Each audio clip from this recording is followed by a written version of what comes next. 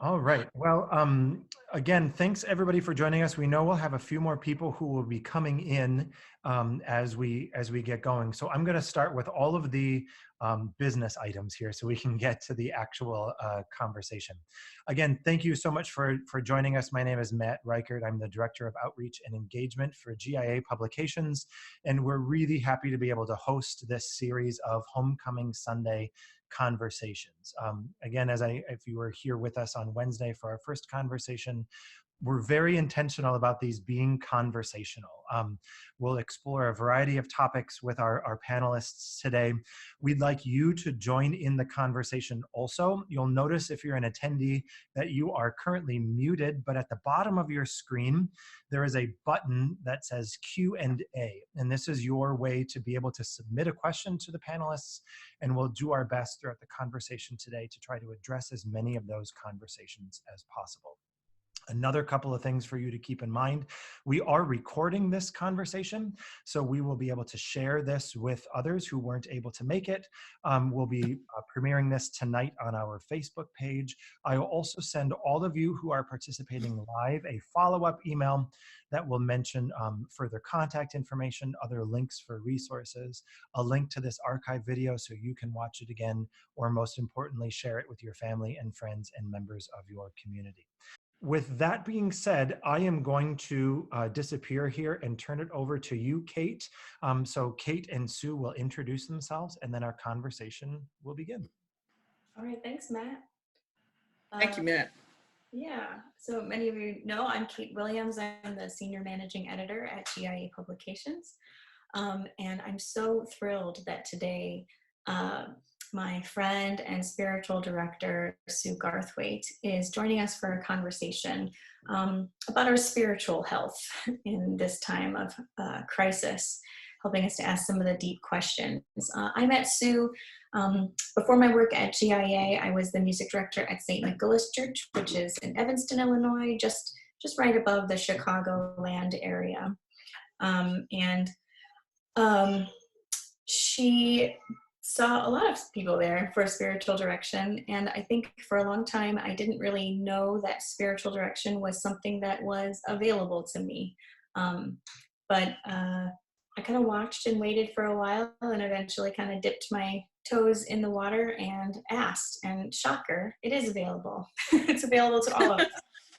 Yes. It's not just people who are seeking a vocation in priesthood or as a brother or a sister, but it is available to all of us who are looking to have some help or accompaniment along the way of finding how God's graces are among us and around us all the time. So Sue has helped me greatly to see God's presence in my life, and to be open to the ways that God might be stirring in my heart, and has seen me cry lots of times, and has seen lots of my celebrations of my life. And so I'm very grateful to have this partner on my journey with me. So thank you again for joining us, Sue. Sure. And maybe you can give us just a little more of your background before we dive into some of these questions. Sure, Kate. I mean, my major claim to fame, of course, is that I'm Kate Williams' spiritual director, but long ago and far away, I was a research scientist, a medical physiologist, focusing mainly on cardiovascular disease. And then toward the end of that career, I became a spiritual director and spiritual writer. And so I've been doing lots of that over the past many years, also facilitating retreats and leading prayer groups and that sort of thing. So my spiritual director training is from Mount Carmel Spiritual Center in Niagara, Canada, which is a great place to go to be trained. And most of my spiritual direction is done in the setting of the parish. I see people in the rectory parlor at St. Nicholas, and so it's not quite the same as the spiritual direction you do in a retreat house. But it's lots of fun. It's a great adventure. It's in many ways an extension of the liturgy when you're doing it in that kind of setting. And so lots of fun. Yeah. Glad to be here. Yeah, thank you. just a reminder to people too, as we talk, we're going to try to, keep this as organic as it usually is for us when we have a spiritual direction session. So we'll just be wandering through the topics that are kind of flowing in our hearts and our minds. But as well, I'll be watching the question box on the Q&As. So if you want to make sure to type in a question or a concern or an insight that you yourself have, please look at the bottom of your screen at the Q&A box and feel free to post those at any time.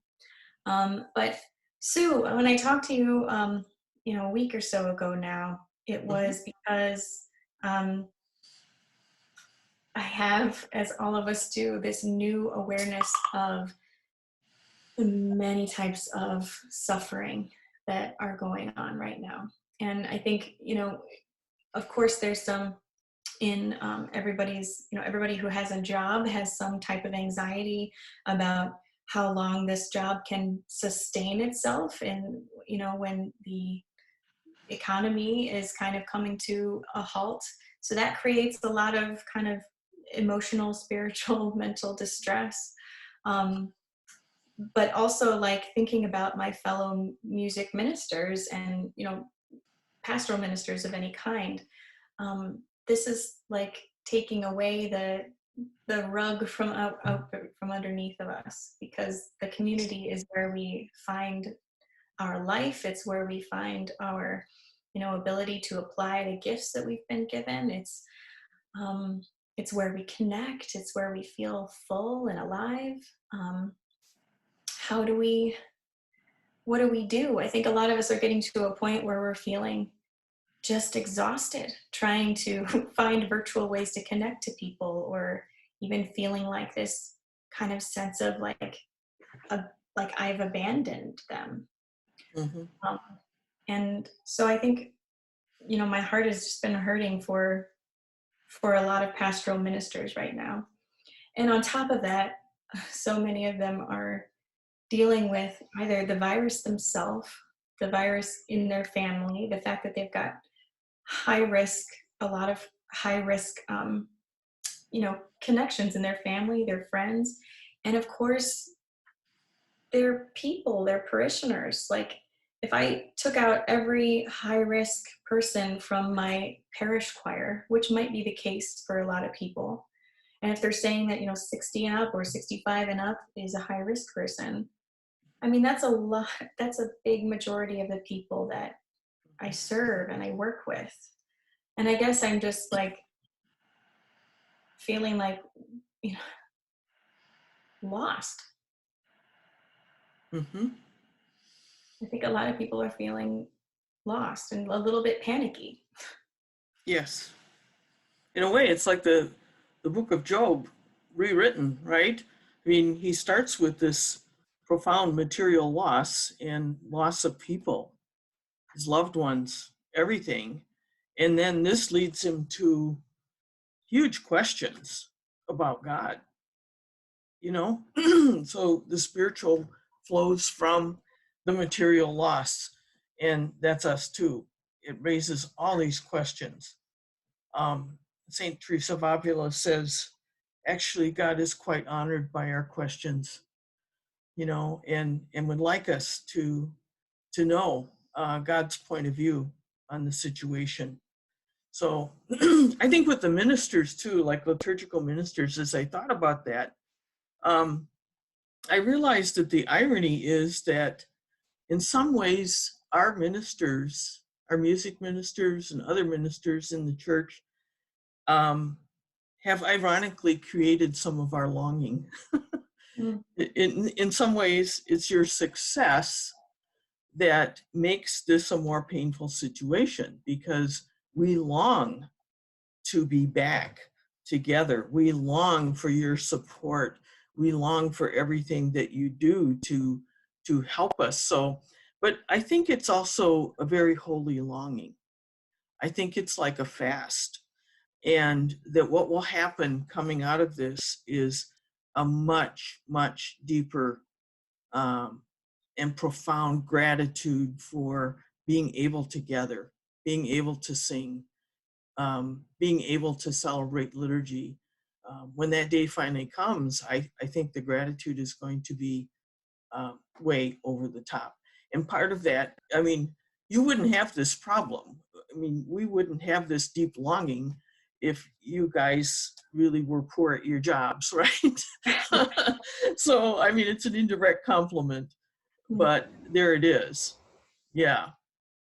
And I would hope that during this time, the music ministers and others who minister around liturgy um, have a chance to do some of the self-care that you haven't been able to usually do because of how busy you are.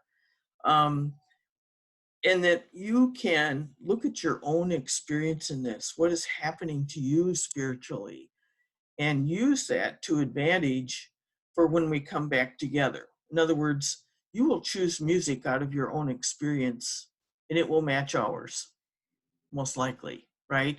So there's some gift to you in going through the very same thing we're all going through. It's a little bit different than, say, ministering for a funeral when a death of a loved one is not very fresh in your mind, right? This will all be fresh in your mind and your experience at the same time as for the people that to whom you minister. I think that's a really good insight. But you mentioned funerals, and I'm thinking too, and Yes, I'm thinking of, I mean, there's an increased number of them that we're expecting, of course, and also like unsure of how to exactly care yes, for families who are burying a loved one in this time because they can't be surrounded by their loved ones who are traditionally the thing we point to as, you know, what will carry them through this time. correct.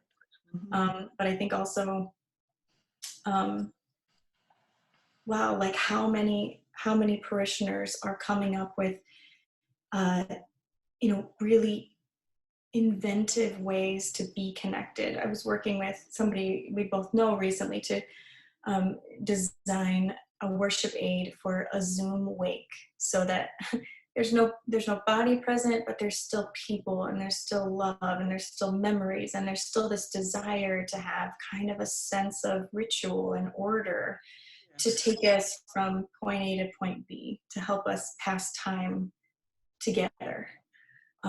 There's this incredible domestic church uprising in kind of like reclaiming their role as being liturgists themselves and carrying right. out prayer life themselves.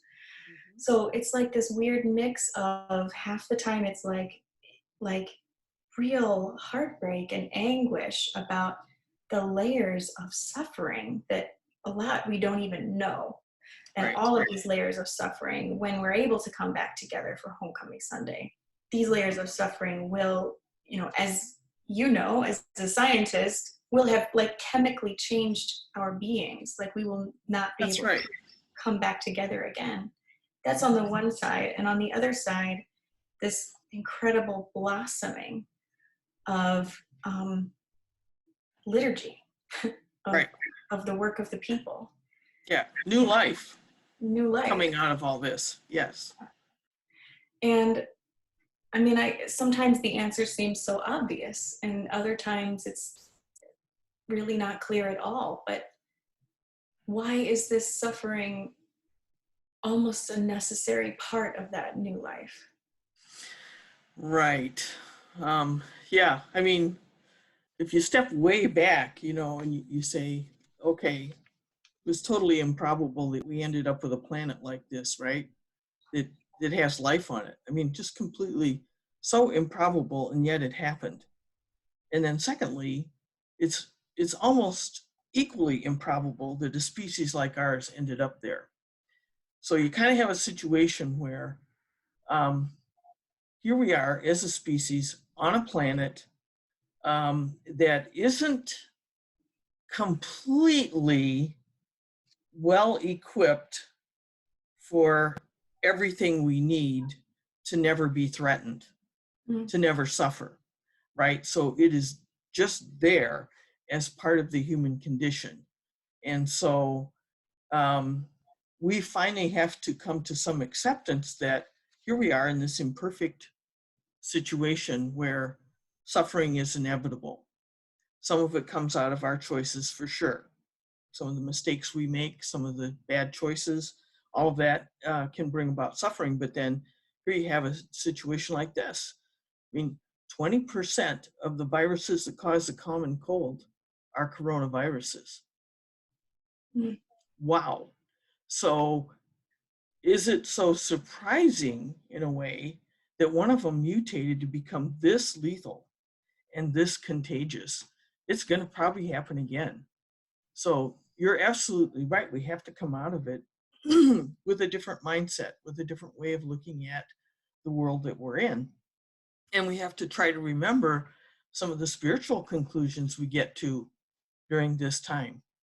When I'm talking about it with directees, I often kind of come back to Emmanuel. You know, we sang that before Christmas. What did we want? You know, we wanted Emmanuel, God with us, and then we got that. And then how easily it slips away from us when times are hard, right? Mm-hmm. And we have to kind of come back to that. We have to come back to, okay, even the church says, and it's grappling with this question, no, God doesn't punish us like that. God doesn't do things that are more harsh than our doting grandmother, right? Yeah. Instead, Jesus suffers with us, and Jesus was even quite pained over the suffering of others, and so sought to bring relief in that suffering. So he enters into it, helps to bring meaning and purpose out of that suffering, and for it to count for something, you know. But he makes the statement in Luke that you did not recognize the time of your visitation from God. So that would be our hope in this whole pandemic, that we don't fail that we don't miss the visitation from God that's in this, right? Mm-hmm. Yeah. Do you think people's like renewed attention or desire for connectivity in one another, is that the visitation? Yeah, I think maybe. I think longing is the way we experience the drawing, right? Um, our longing is God's drawing. It is us being drawn to be together, to sing together, all of that. That's what it is. And so we experience it as kind of a pain because our true home is in God. And that's what we're hoping to have. Yeah. And Yeah, that's an interesting question, and I worry too about when I was younger, and I struggled with depression a lot. That feeling that I didn't know how to articulate was just that I want to go home. I want to mm-hmm, go home. Like even when I was home, I had a feeling like I want to go home, mm-hmm, and I never really knew what that meant. And I think especially to a developing mind when I was younger, like the risk of a developing mind in a religious context, because I went to church quite, regularly when I was younger too.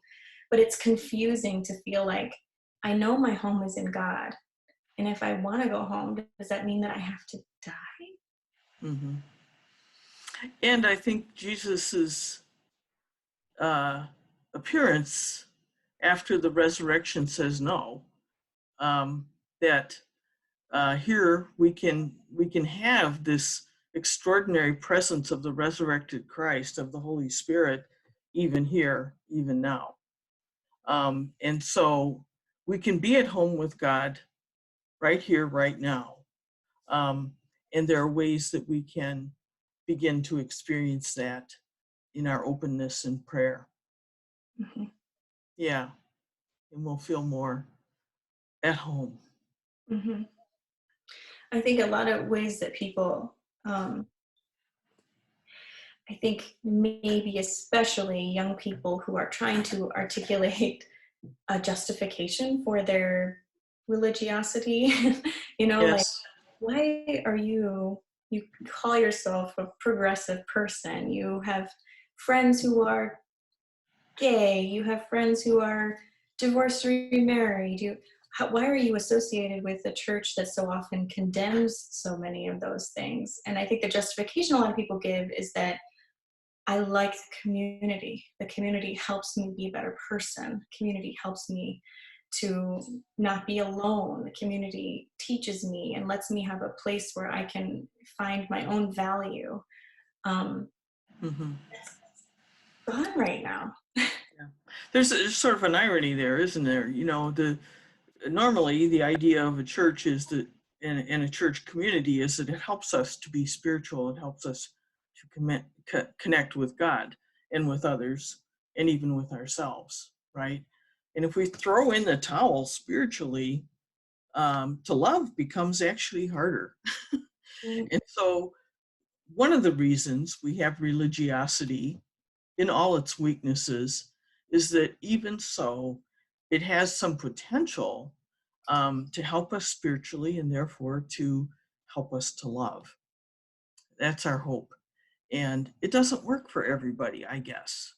You Mhm. know, it really doesn't. And they're more dependent on other roots to to God and to loving and so on. But for many of us, it's quite important. Um, the way Saint Hildegard puts it is it shows you where to put your foot. You know, it does. Um, it has that potential anyway. I often say that we have to get up in the morning and forgive the church again, you Yeah. know, because of its weaknesses and its discriminations and all the ills that it has. We have to forgive once again today and kind of move forward. And then tomorrow morning we'll have to do it again.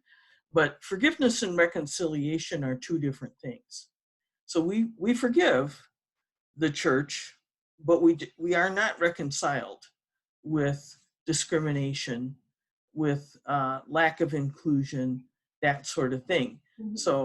So we have to keep those two concepts, those two spiritual concepts, separate in our minds and hearts, because it would be wrong to reconcile with an idea of discrimination, right?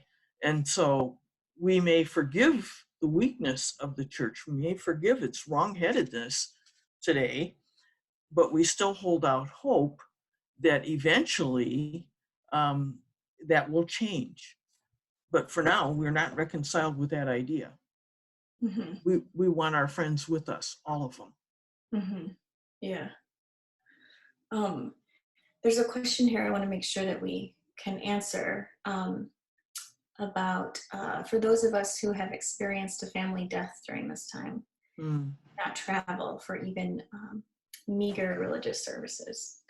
How can our ministers help us who are mourning? I've been thinking a lot about this as I'm, trying to be helpful to, friends of mine who are trying to put together these Zoom wake services and honor each other in that way. But, basically, we'll hear more from a chaplain in another one of these conversations in our series too, but the chaplains are doing a good job of taking care of families and patients in the hospital. And when the patient dies, then the responsibility gets put on basically the families to make Right. the next Hmm. steps. And Yeah. the churches either aren't aware or can't be there as immediately as they would otherwise. Um, and how do we bridge this gap a little better? Yes, it puts a lot of burden on a pastoral care coordinator at a parish who's working from home, right?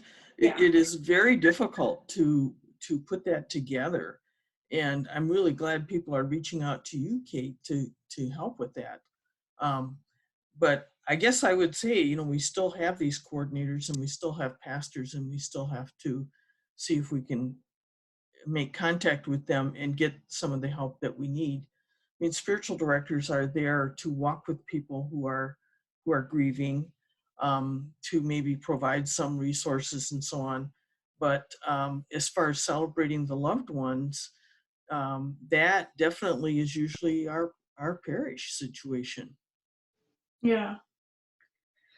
I think, yeah, it's hard to know, and it's hard to it's hard to know when it's happening. Like the only reason why I was able to help Yes. people is because they told me that it was happening. But it's not like, this, I don't know, sometimes to get the information in parish life, you just end up being in the right place at the right time, And Right. it's, even if you're not necessarily the one qualified to be answering the question or, serving in that particular way, like you happen to be there. You happen to be the shoulder to cry on, or you happen to witness the thing that happened. Mm-hmm. And that part too is like aching in its absence. Like, how do I know to be in what is the right place? What is the right time? And is it like a live interaction like this? Or how can I serve in like a pre-recorded way? Like, Mm-hmm. I don't know. Yeah. And I think it's maybe going to be a function of what the people feel like they need. For many people, they probably wouldn't be ready for a Zoom Yeah. thing. Yeah. They would be more interested maybe in a montage or something where there was beautiful music and pictures of their loved ones and things like that. It's hard to say. One thing about the spiritual journey is it's unique to each person. Yeah.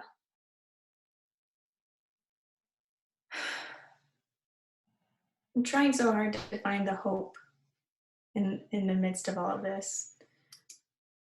And there are definitely signs of life about, Yes. in the domestic church, in the longing for regathering, in the, the emergence of so many types of virtual connections.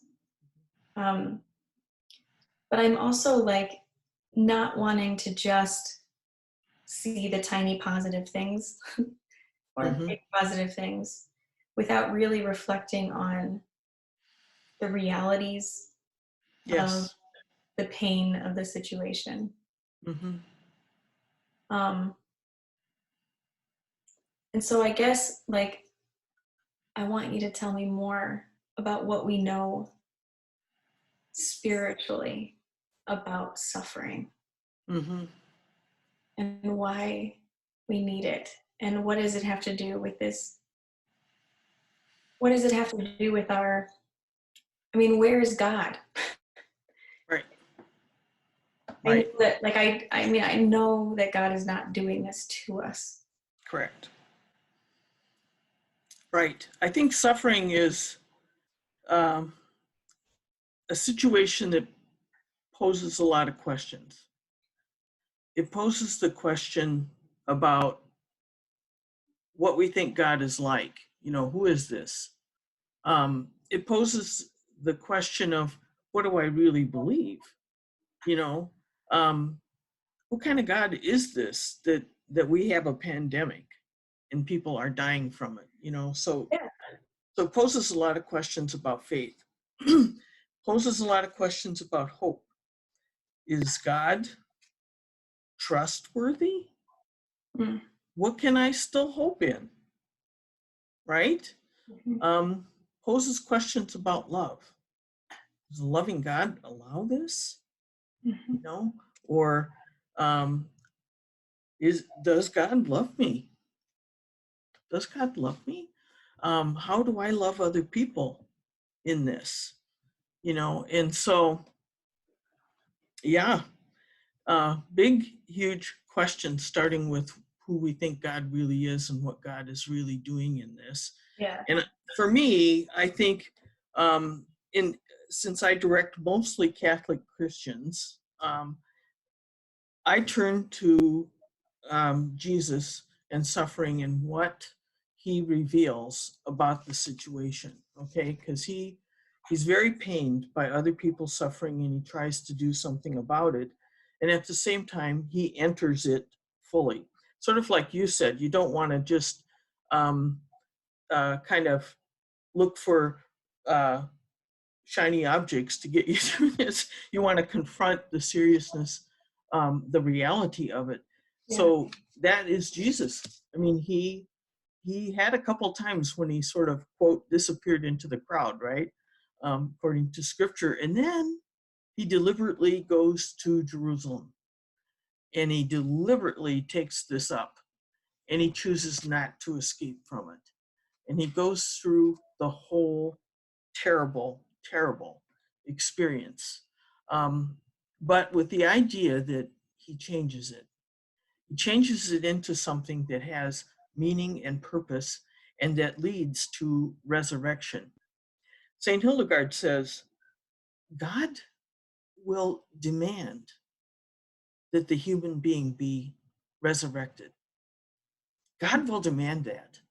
That is one of the best theological statements ever for a situation like this. This is the intent of God in the pandemic, is that we will be raised up somehow. If we've died, we'll be raised up. If we've survived it, we'll be raised up from this experience. God will demand it. I love that statement because it's what I really want to count on too. Yeah. You know? Yeah. Yeah. Wow, that's amazing. Yeah. God will demand it. And just the I think confidence. I think the other thing that we have a real opportunity about is noticing our front lines and how the very ethic of Jesus is playing out right before our eyes in the starkest way possible, right? We have all these people putting their life on the line for the rest of us, you know? And I come from a very diverse parish, and I have to say, I will look around differently than I ever have before, because I know I'm going to see a lot of the faces that have been on the front lines all this time where I wasn't, you Yeah. know? And so my appreciation for the other people in the parish, some of whom have sacrificed almost everything for the sake of others, according to the ethic of Jesus, that is really hopefully something we never forget, Yeah. right? It's another interesting question that comes to mind, though. You know, like Jesus, who was on the front lines of attending to people's suffering, was also ostracized for doing Yes. so. And I'm a little bit nervous about, I mean, it's already happening, the way that we treat people we see, you know, at the grocery store in scrubs. Like the thoughts that immediately come to mind, like, Mhm. have they been near people who have the virus? Are they clean? Have they washed their hands? Should I avoid them? Should I keep more than 6 feet away from them? Like, are these the types of questions that, and I don't like, I'm just being totally honest. Like, I think this is what my gut reaction is based on the fear of the time, Yeah. not the person, but I can't imagine that we'll just put those types of gut instinct feelings away when this time is over. Like, are we going to treat people differently inside the church building? Like, if we know someone is a doctor or a nurse, is there going to be that same, have they seen patients today, kind of a question that comes to mind? The same type of, you know, racism that is just like rampant. You know, I'm embarrassed about how rampant it is, even in, you know, my own kind of family. But this fear of people who look like they are of Asian descent, and this automatic, I don't know if it's like boosted by a political climate or just a general racism that plagues our culture. How is that going to play into the way that we are community again when we're able to come back and worship in the same building? And how can we as ministers be proactive about interceding in the midst of that? Right.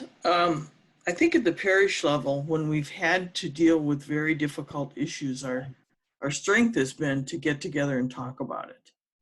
To say, you know, it's like the child sexual abuse situation. People had to finally start talking about it and get things out in the open and expose their worries and fears and begin to pray together about it. And everything, even as simple a thing as how we word intercessions, counts in our adjustment and our checking our attitudes, you might say, in the recovery time. So yeah, these are tough issues, and we're going to need the right scriptures, the right songs, the right conversations, the right prayers, to begin to work with our attitudes and have the attitude, the mind of Christ, right? That's the question I think we'll have to ask ourselves, is what's the mind of Christ going forward? What does that look like? How do I have the mind of Christ? Mhm. Yeah, I'm trying to be, maybe I'm like being overly generous in my assumption of this, but I think there are people who are struggling to know whether the mind of Christ is to not be afraid of getting near a healthcare Right. worker or a sick person, or is Uh-huh. the mind of Christ to protect my family Right. and Yeah. not bring that Hmm. home with me? And We that, should be afraid of this virus for sure. We should be very afraid of it. So, but we have to hope and trust that the people who work in healthcare are the ones who know the best how to keep us safe. Um, right? yeah, yeah. So, and the other thing that I think people are really in my line of work are really struggling with is that like musicians need each other.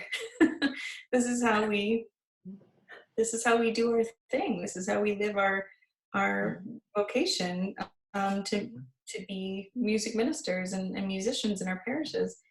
And we are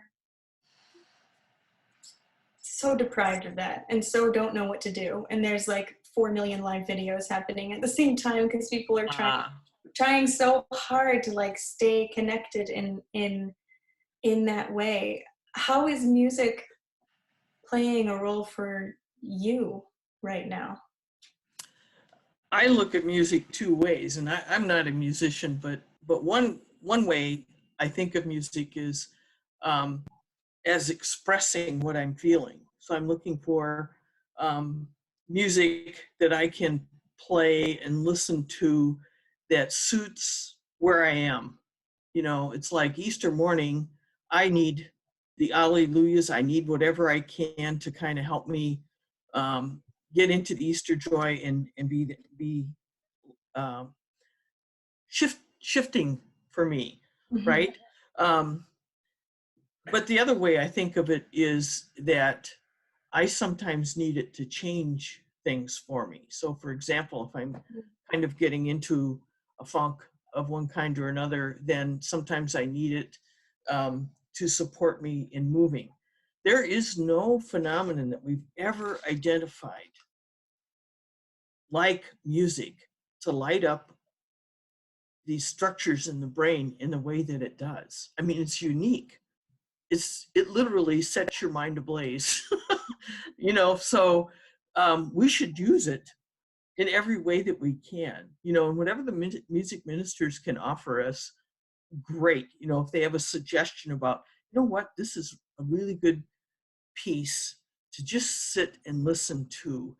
And like I tell people, for example, who are trying to learn more of a contemplative style prayer, start with listening to instrumental music and try to track one instrument through there, say the flute.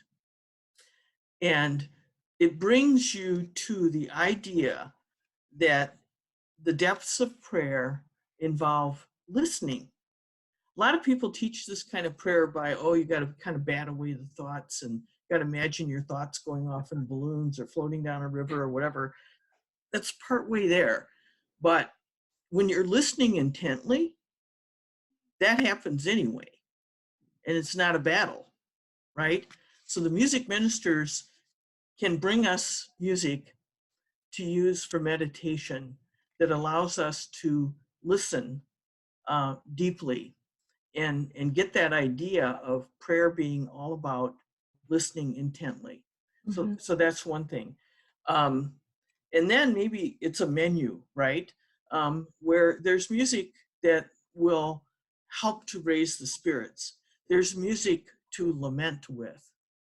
Um, I know I would always go for some sung psalms. Those are great because the psalms are allowing us to express almost every emotion or feeling there is out there. And so to have a selection of psalms to pray with is super.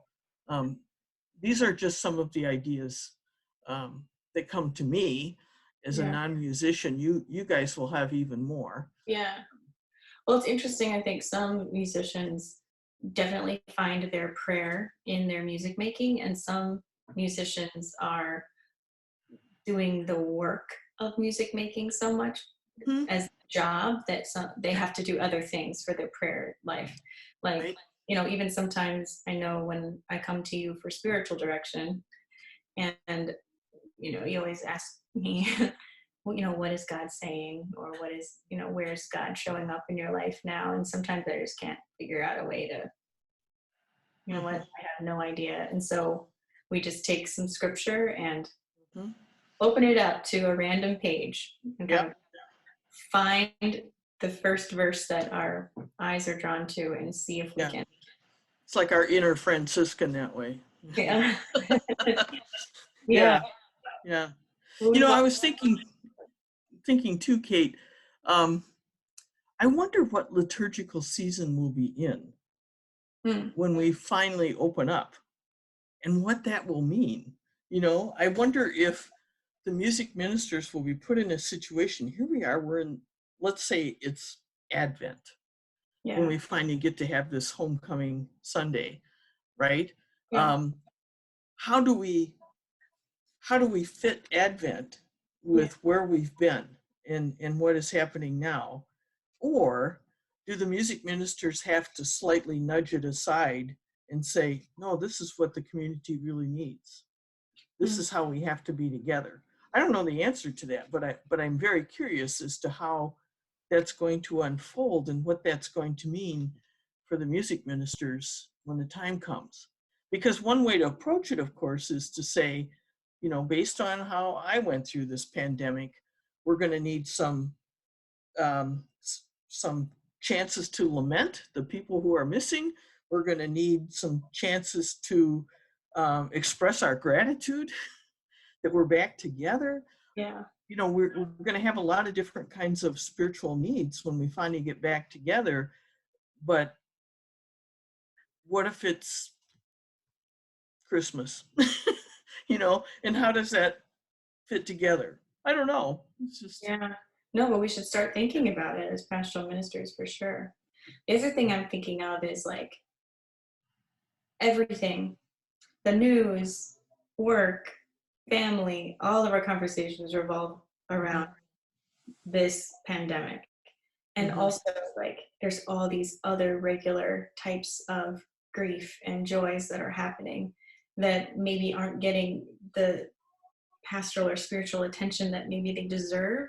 Like, mhm, you know, people are still having babies, and how right. traumatic that must be to be in the hospital delivering a child when Mhm, everybody is like head to toe in hazmat stuff, and like how much anxiety there must be there.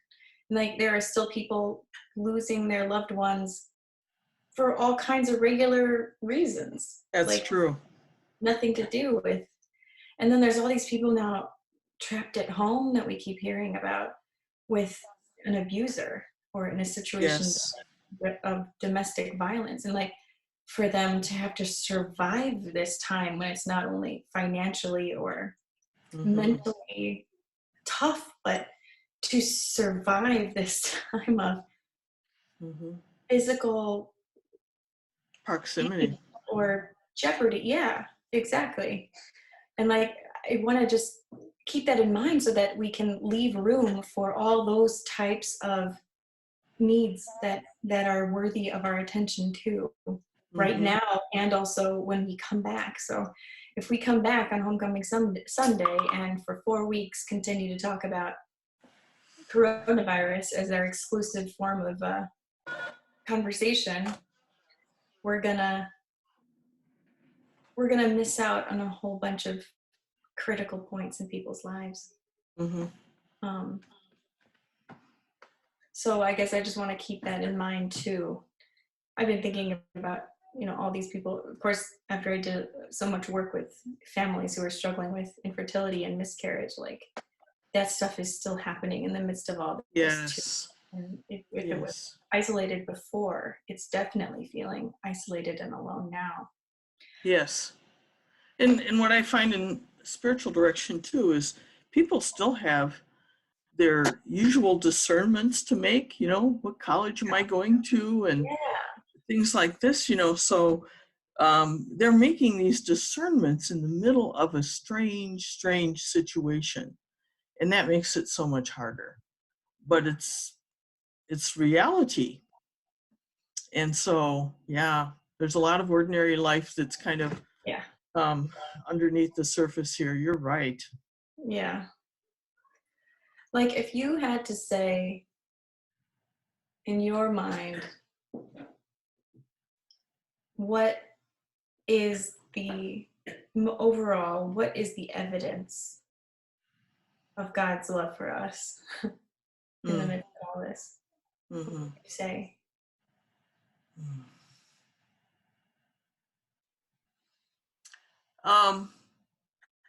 I have my personal answer, and then I have my my more general answer, I think. And again, I come back um, to the encounter with God in all of this, and to the Jesus experience. I would say that it was a very crazy thing for God to do, to enter human experience and to suffer and die like we have to. But that happened. That happened. And the only reason I can think of to do such a thing would be love, right? And I think the great invitation here is to discover that the God dwelling in us helps us to love in the same way that God does, right? If you can love out of conditions like these, if you can love God back, if you can love others, if you can love yourself in these conditions, then you're beginning to know that you love in the same way that God loves. When Jesus invites us to be perfect as God is perfect, that's what he means. Love that way, that way. So even though their conditions are all over the place and they're bad and they're horrible and these things are happening that should never happen, we still respond by loving each other and trying to support each other, by Mhm. loving ourselves and taking care of ourselves, loving ourselves enough to stay home even, you know, Yeah. um, and we love God back, then I think all those things are evidence that the love is there, that God loves us. But I also have to say, based on experience, that in the depths of prayer, in the greatest openness that we can muster, and music is certainly part of helping us to that openness, God will make God's love known. It will happen. But it means that we can't just approach this big, long COVID-19 retreat as something for which we must have one distraction after another after another. Instead, we would have to at least allow some of the time in this COVID retreat to be devoted to asking that question, asking God, who is honored by such questions, as Teresa says, how do I know that you love me? How do I know that, God? And that is a question God would love to answer.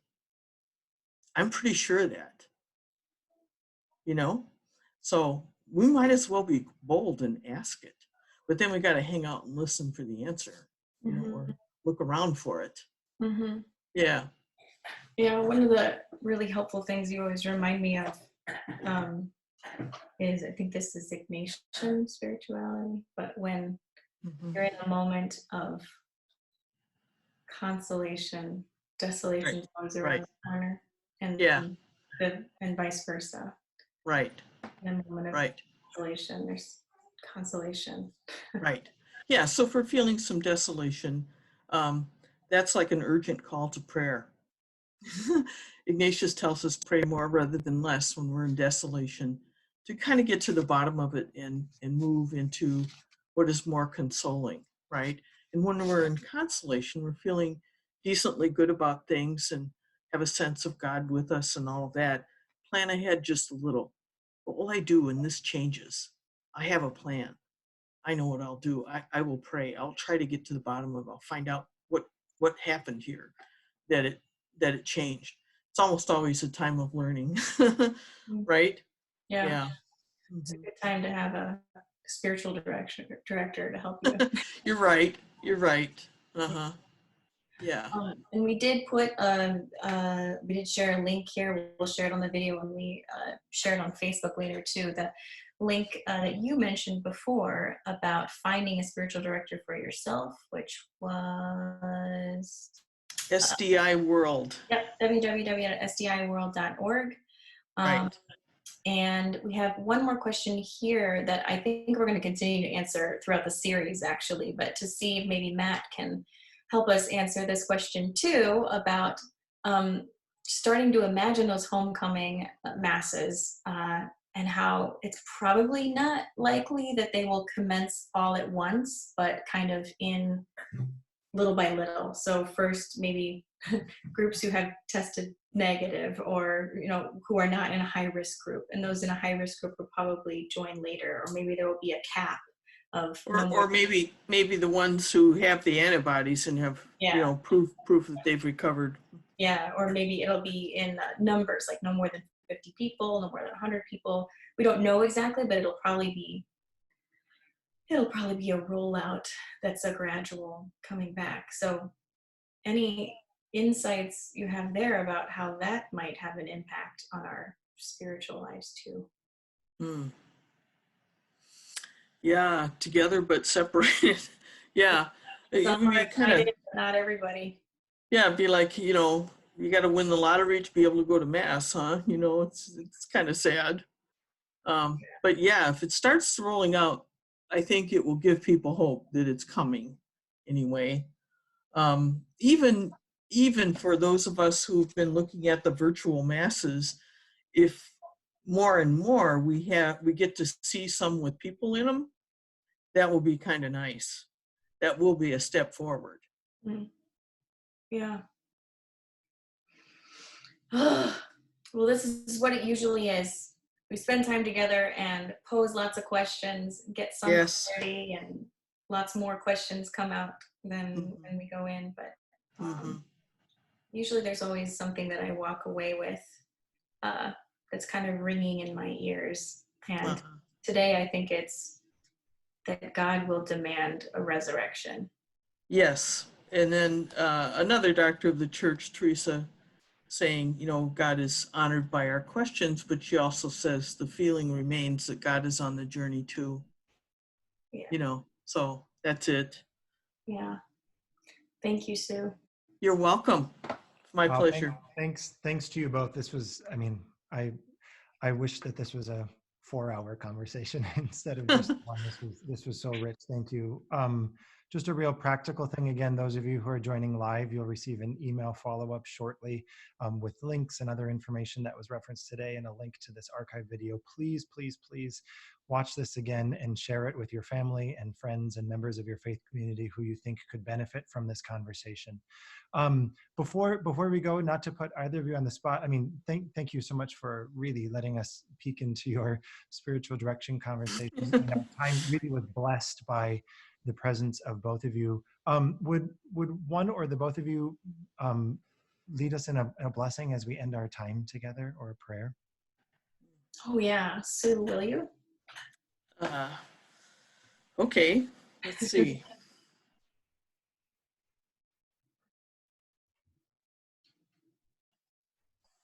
Well, let's ask God to hold us in God's loving embrace in such a way that we are really aware of it. we really feel that love. We experience it deeply for ourselves and find it in our power because of that to bring love to others as best we can. As Jesus said, we are the light, and may we carry that light diligently as St. Hildegard invites us. Amen. Amen. Thank you so much, Sue. Thank you, Kate. Thanks to all of you who joined us. We really appreciate it, and we look forward to seeing you at another one of our Homecoming Sunday conversations. Thank you so much. Great. Have a wonderful weekend, and God bless. Thank you. Thank you.